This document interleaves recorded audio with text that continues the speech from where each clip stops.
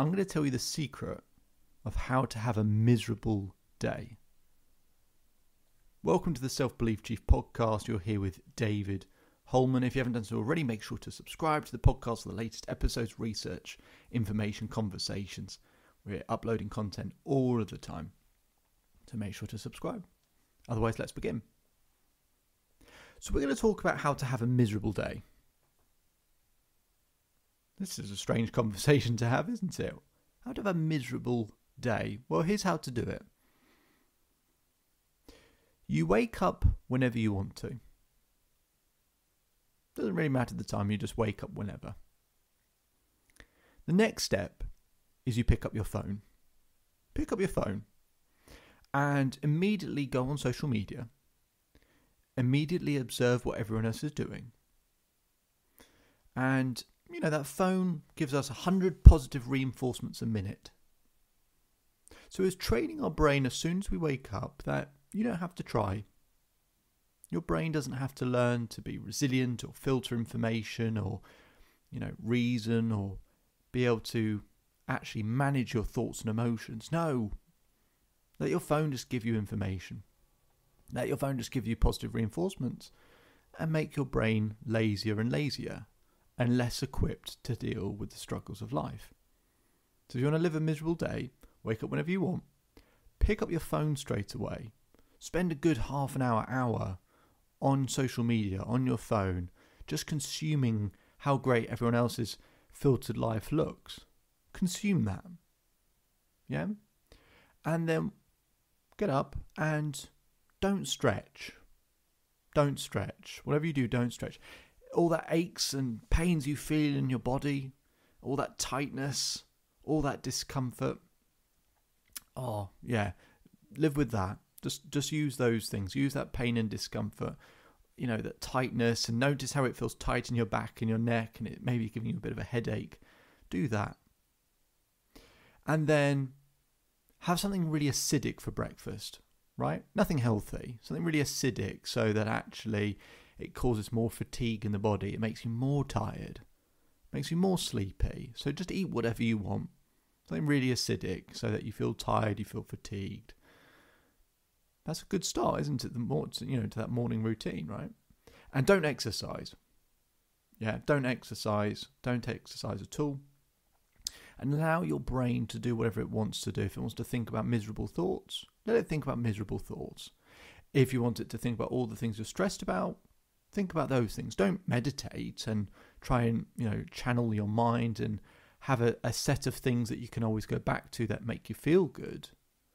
Instead of having some, images and memories or things that you're proud of or grateful for or that you appreciate and just always being able to go back to those when you feel a little bit stressed in the morning. No, forget all that.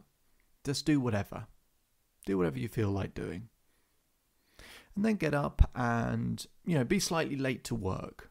If you've got work, be slightly late to work. If you don't have work, just don't really do anything, right? Oh, I missed a step. Of course I missed a step here. Have a hot shower. Don't have in amongst a hot shower, a cold shower, which would flush out all the lactic acid, right? And reduce and remove some inflammation from the body. Instead of having a hot shower, then a bit of a cold shower, and then a hot one to get fresh oxygen, fresh red blood cells moving around the body. No, just have the hot shower because it feels nice, doesn't it? You feel cold when you get out, and actually you feel that lactic acid still in the body.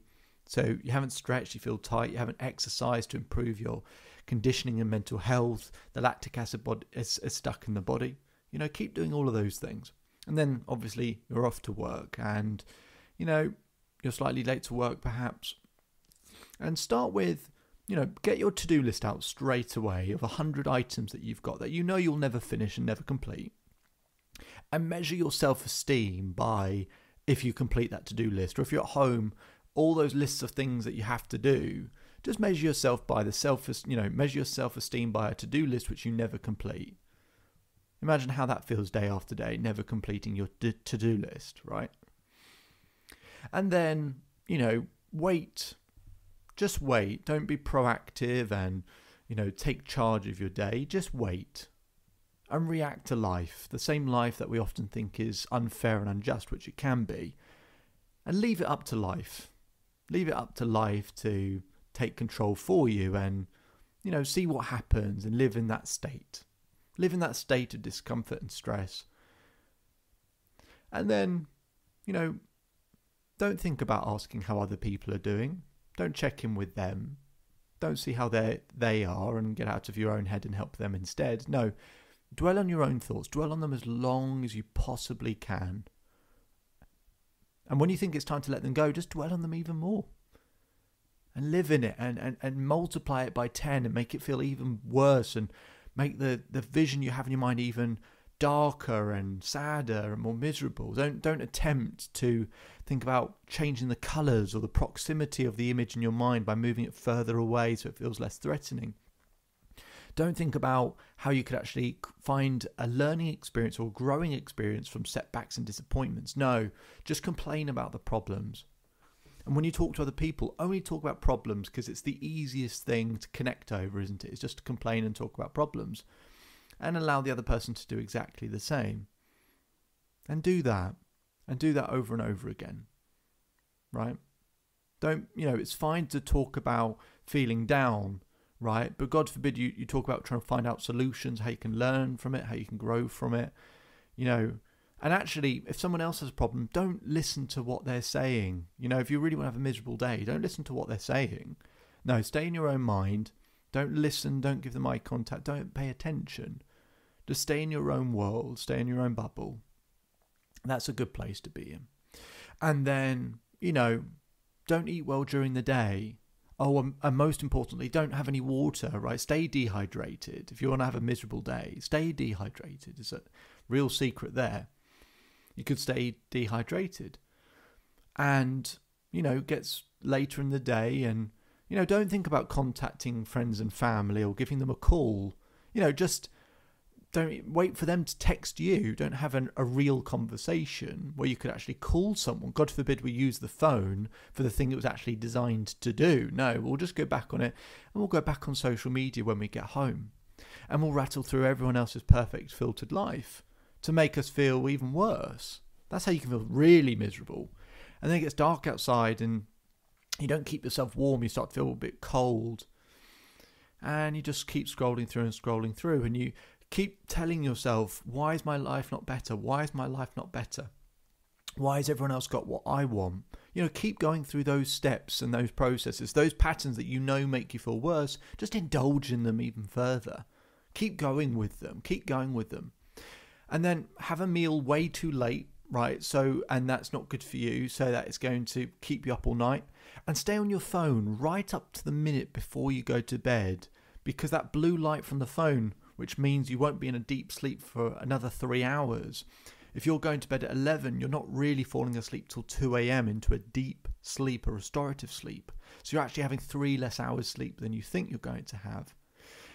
And don't actually do anything to stretch or relax or meditate to calm you down so that it's easier to sleep. And dwell on all the things you could have done that day and should have done that day. And really struggle and go through that process all over again. And that's the secret to living a miserable day.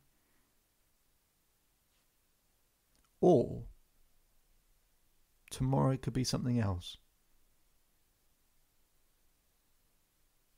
Maybe tomorrow you don't pick up your phone straight away.